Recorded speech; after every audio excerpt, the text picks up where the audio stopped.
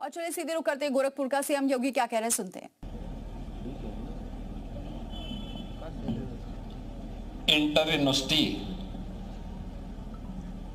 East zone women basketball tournament के आज के इस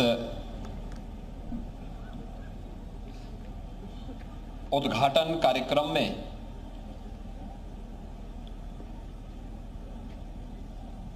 जिनके सानिध्य में यह आयोजन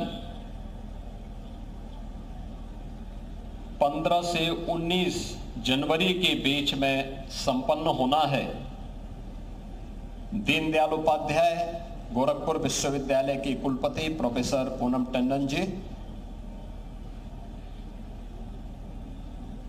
विश्वविद्यालय क्रीड़ा परिषद के अध्यक्ष प्रोफेसर विमलेश कुमार मिश्र जी, गोरखपुर के महापौर डॉक्टर मंगलेश श्रीवास्तव जी, विधान परिषद सदस्य डॉक्टर धर्मेंद्र सिंह जी, मान्य विधायकगण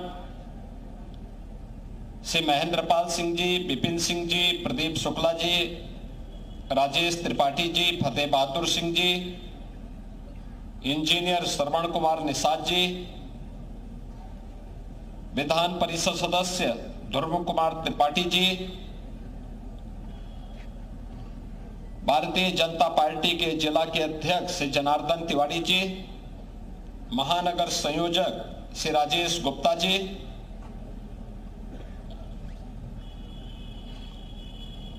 विश्वविद्यालय के सभी संकाय के सदस्यगण,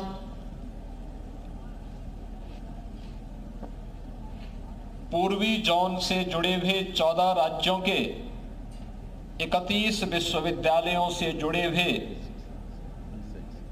सभी प्रतिभागी टीम के सदस्य, इस पूरे टूर्नामेंट को जिन अधिकारियों, मैनेजर और कोचेज के सानिध्य में संपन्न हो रहा है, ऐसे सभी हमारे टीम मैनेजर, प्रतिभागी और इस कोचेज अन्य उपस्थित सभी यहाँ के छात्र छात्राएं, बहनों और भाइयों, मैं सबसे पहले मकर संक्रांति से प्रारंभ हुए east zone university basketball women tournament के आज के इस उद्घाटन कार्यक्रम के अवसर पर पूर्वी जोन से जुड़े हुए 14 राज्यों के सभी प्रतिभागी टीमों का, उनके मैनेजर और कोचेज का बाबा गोरखनाथ की इस पावन धरा पर उत्तर प्रदेश में आगमन पर हृदय से मैं स्वागत करता हूं। आप सभी का मैं हृदय से अभिनंदन करता हूं। मैं धन्यवाद देता हूं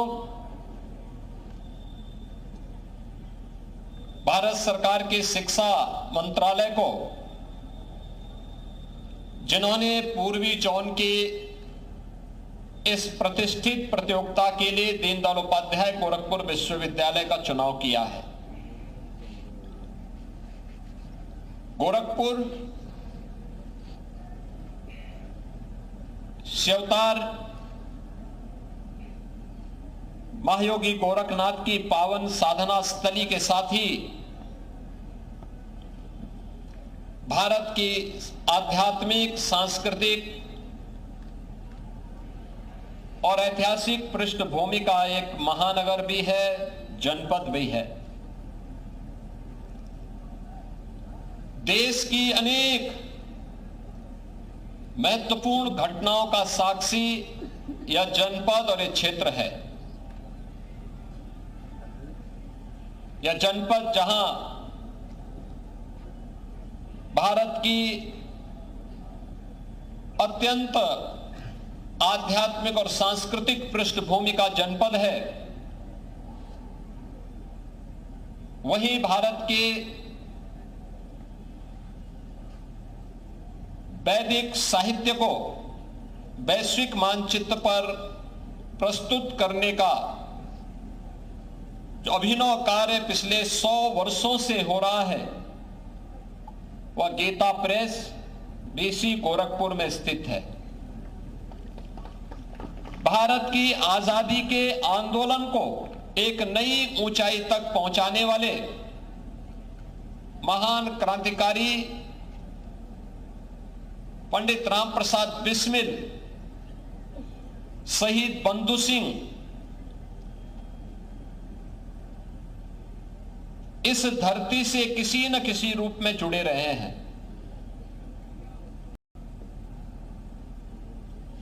आजादी के आंदोलन का चोरी चोरा कि वह घटना जिसने विदेशी हुकूमत की चूलों को हिलाने का काम किया था, उसका संबंध भी इसी जनपद से है। हिंदी साहित्य के महान उपन्यासकार मुंशी प्रेमचंद की कर्मस्थली रही है। ऐसे अनेक विभूतियों से संबंध रखने वाली इस पावन धरा पर दीनदयाल उपाध्याय गोरखपुर विश्वविद्यालय उत्तर प्रदेश के उच्चतम से उच्च शिक्षा के एक महत्वपूर्ण केंद्र के रूप में पूर्वी उत्तर प्रदेश के छात्र छात्राओं के लिए एक महत्वपूर्ण केंद्र है। और इस महत्वपूर्ण केंद्र में आज देश के पूर्वी जोन के 14 राज्यों की 31 टीमें इस बास्केटबॉल प्रतियोगिता के साथ इस आयोजन का हिस्सा बनने के लिए यहां पर उपस्थित हुए हैं। जिन राज्यों के द्वारा प्रतिभाग किया जा रहा है उनमें बिहार, छत्तीसगढ़, मणिपुर, त्रिपुरा, नागालैंड, मिजोरम, सिक्किम, पश्चिमी बंगाल, उड़ीसा, झारखंड, असम, मेघालय, अरुणाचल प्रदेश के साथ ही उत्तर प्रदेश की टीम भी इस आयोजन का हिस्सा बनी है। यह आयोजन अपने आप में इन 5 दिनों तक देश की बेटियों के उस उमंग और उत्साह के साथ ही जीवन के प्रत्येक क्षेत्र में बेटियां भी बेहतरीन प्रदर्शन कर सकती हैं, यह देखने का अवसर पूर्वी उत्तर प्रदेश के नागरिकों को और विश्वविद्यालय के छात्रों को प्राप्त होगा। क्योंकि इन 5 दिनों के अंदर जो अलग अलग लीग मैचेस होने हैं, मैं भी यहां पर परिचय देख रहा था। जब मैंने यहां पर अभी प्रातःकालीन सत्र में उद्घाटन सत्र के दौरान यहां पे दीनदयाल उपाध्याय गोरखपुर विश्वविद्यालय और शहीद नंद कुमार पटेल विश्वविद्यालय रायगढ़ की टीम का मैं परिचय ले रहा था, एकदम उत्साह से भरपूर, आत्मविश्वास से भरपूर ये दोनों टीमें अपने बेहतरीन खेल का परिचय देने के लिए यहां पर उतावला दिखाई दे रही हैं। और मुझे लगता है कि जब हम खेल की बात करते हैं तो आपने पिछले 11 वर्ष के अंदर देश के अंदर एक नई खेल संस्कृति को जन्म लेते हुए देखा है। याद करिए 2014 के पहले खेल और खेलकूद की प्रतियोगिता इस सरकार के एजेंडे का हिस्सा नहीं हुआ करता था। लोग ये मानते थे कि यह कोई प्रायोरिटी सेक्टर नहीं है, अक्सर इसकी उपेक्षा होती थी। इंटरनेशनल स्टैंडर्ड के इंफ्रास्ट्रक्चर न होने के नाते हमारे प्रतिभाशाली खिलाड़ी या तो पलायन करता था या कुंठित होकर के वह हताश और निराश बैठा रहता था।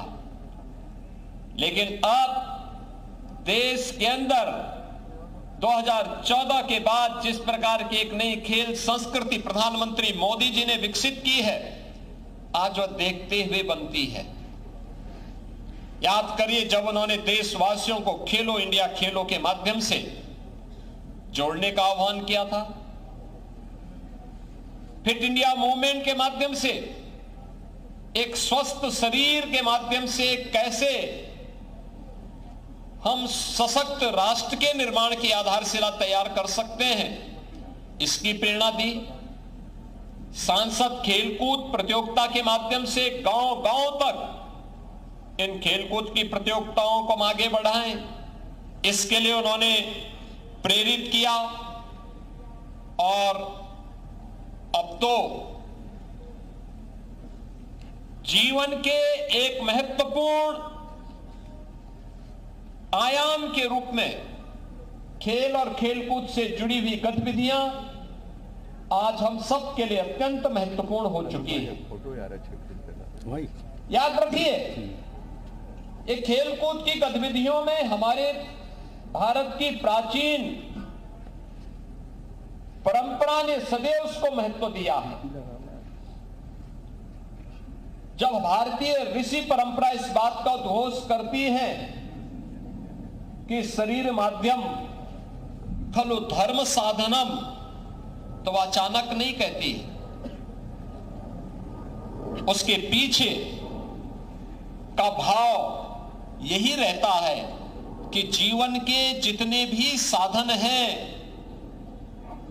उन सबको स्वस्थ शरीर से ही प्राप्त किया जा सकता है। ये भारतीय ऋषि परंपरा वैसे ही नहीं कहती है, इसके पीछे प्रत्येक नागरिक को स्वस्थ रहने के लिए एक नई प्रेरणा भी प्रदान की जा रही है। और स्वस्थ शरीर तभी किसी व्यक्ति के पास होगा जब वह उस पर उचित ध्यान देगा, नियम और संयम से रहेगा, जीवन में अनुशासन का पालन करेगा। यह अनुशासन उसे न केवल जीवन में नियम और संयम से रहने के लिए बल्कि उसको अपने शरीर पर ध्यान देने और उसके माध्यम से स्वस्थ शरीर के माध्यम से अपने समाज को भी और राष्ट्र को भी सशक्त बनाने की एक दृढ़ इच्छा की शक्ति के साथ कार्य करने के लिए उसे प्रेरित करती है। आज खेलकूद को तमाम परिवारों ने अपने जीवन का हिस्सा बनाया है और मैं देखता हूं देश के अंदर कई राज्यों में अभिभावक बेटा और बेटी के बीच में भेदभाव नहीं करता, बल्कि प्रारंभ में ही इस बात को अनुभव करता है कि अगर बच्चा पढ़ाई लिखाई के अलावा किसी एक खेल में रुचि लेता है तो पूरा ध्यान अभिभावक उसके लिए उस खेल विशेष पर लागू करने का प्रयास करता है, उसे प्रोत्साहित करता है, उस प्रकार की सुविधाएं उपलब्ध करवाता है। आज उसी का परिणाम है कि हम लोग भारी पैमाने पर खेल के उस इंफ्रास्ट्रक्चर को आगे बढ़ाने में मदद कर पा रहे हैं। उत्तर प्रदेश में हम लोगों ने हर ग्राम पंचायत में खेल के मैदान के कार्यक्रम को प्राथमिकता का विषय बनाया है। ग्राम पंचायत हो या नगर निकाय, वहां ओपन जिम के निर्माण हो, ब्लॉक स्तर पर मिनी स्टेडियम का निर्माण हो, जिले स्तर पर स्टेडियम के निर्माण हो, ये सभी कार्यक्रम युद्ध स्तर पर आगे बढ़े।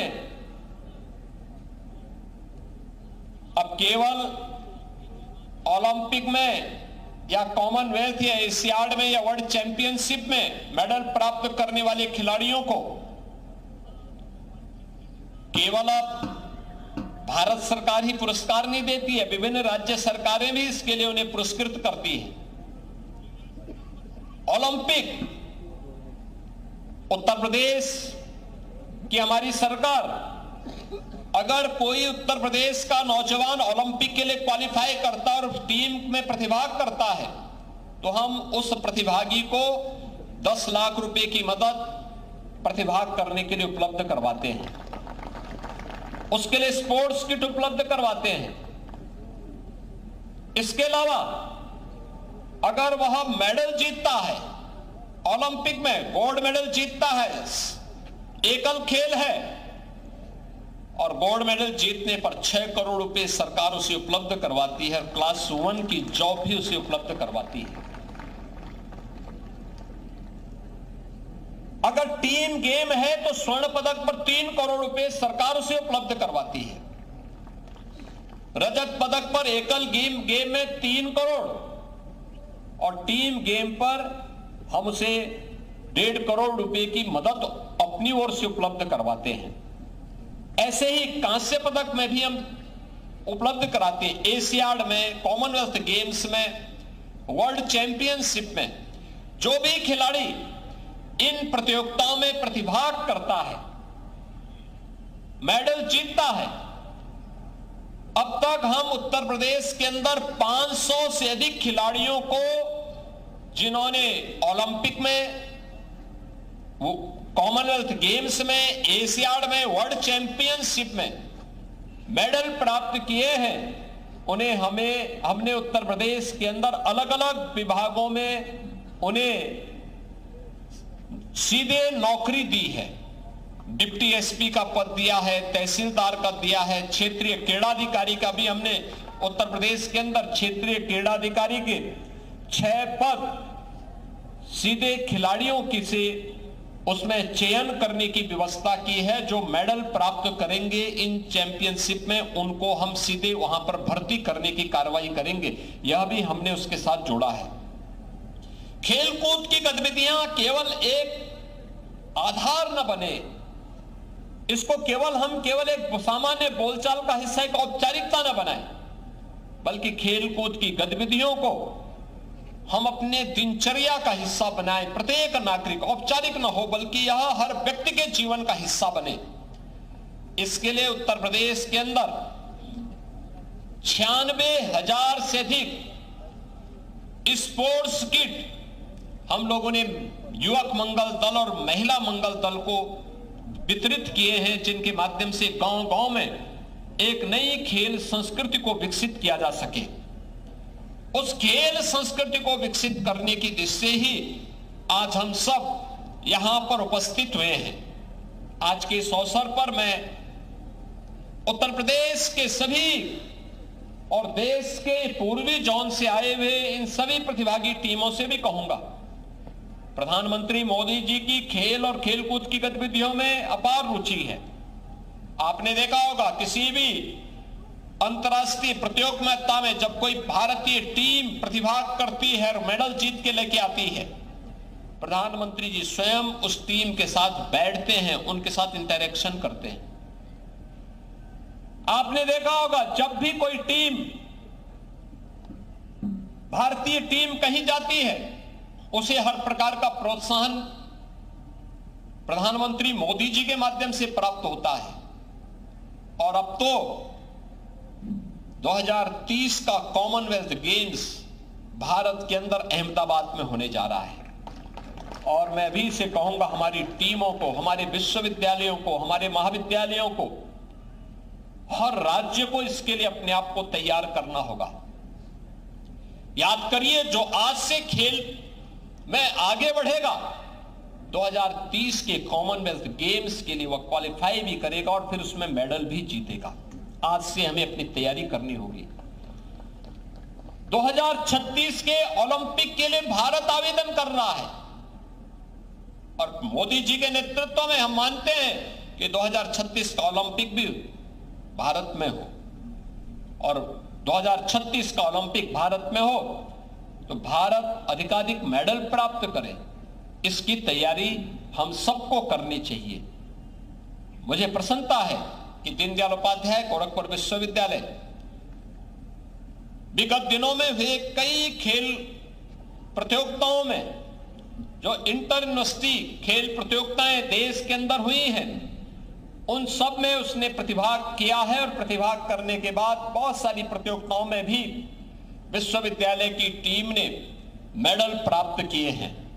आज यहां पर ये 14 राज्यों की 31 टीमें आई हुई हैं।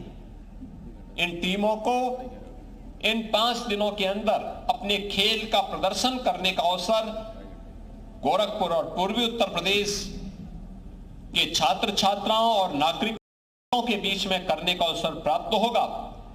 मैं सभी विश्वविद्यालयों से, महाविद्यालयों से इस बात का आह्वान करूंगा, वे कम से कम एक खेल को अपने विश्वविद्यालय के अंदर गोद लेकर के अच्छे खिलाड़ियों को तलाशने का काम करें, अभी से तैयार करें, स्वस्थ प्रतिस्पर्धा को आगे बढ़ाएं।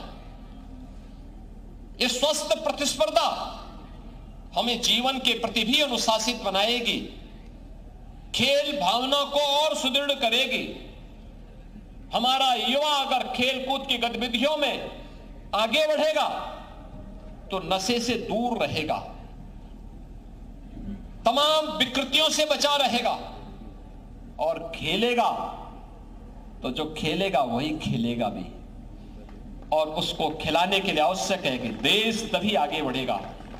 विकसित भारत 2047 का लक्ष्य हम तभी प्राप्त कर पाएंगे जब खेल और खेलकूद की गतिविधियों को पूरी मजबूती के साथ हम बढ़ाने की तैयारी करेंगे। उत्तर प्रदेश ने इस दिशा में प्रयास प्रारंभ किया है, जिसमें अब एक स्पोर्ट्स यूनिवर्सिटी भी उत्तर प्रदेश के अंदर बन चुकी है मेरठ में। हमने 1 डिस्ट्रिक्ट 1 प्रोडक्ट की अपनी योजना में मेरठ में केवल स्पोर्ट्स आइटम, देश और दुनिया की हर स्पोर्ट्स की आइटम आपको मेरठ के अंदर मिल सकती है, और मेरठ के अंदर उसका मैन्युफैक्चरिंग भी होता है। यानी ये सभी कार्य आज उत्तर प्रदेश स्वयं भी अपने स्तर पर तैयार कर रहा है। मुझे पूरा विश्वास है ये जो 14 राज्यों की टीमें यहां पर उपस्थित हुई हैं, ये टीम उत्तर प्रदेश को देखेंगी, यहां जानेंगी, अपने बेहतरीन खेल से यहां के लोगों को अवगत करा करके, और ये टीम भावना हम राष्ट्र निर्माण की प्रवर्तमान अभियान के साथ भी अपने आप को जोड़ करके 2047 के विकसित भारत की संकल्पना को आगे बढ़ाने में अपना योगदान देंगे। आज के इस अवसर पर मैं एक बार फिर से सभी प्रतिभागी टीमों का हृदय से स्वागत करता हूं, अभिनंदन करता हूं। इस पूरी प्रतियोगिता के प्रति अपनी मंगल में शुभकामनाएं देते हुए अपनी वाणी को विराम देता हूं। धन्यवाद। जय हिंद। योगी को आप सुन रहे थे, जिन्होंने आज गोरखपुर यूनिवर्सिटी में प्रतियोगिता का शुभारंभ किया। साथ ही उन्होंने कहा कि सभी को अपने जीवन में डिसिप्लिन रखना चाहिए, खेलना चाहिए। स्पोर्ट्स को बढ़ावा देने के लिए सरकार लगातार कई कदम उठा रही है। उन्होंने ये भी कहा कि जो भी विजेता होता है, जो भी टीम विजेता होती है, प्रधानमंत्री उनसे खुद मिलते हैं, और ये लगातार देखने को मिल रहा है।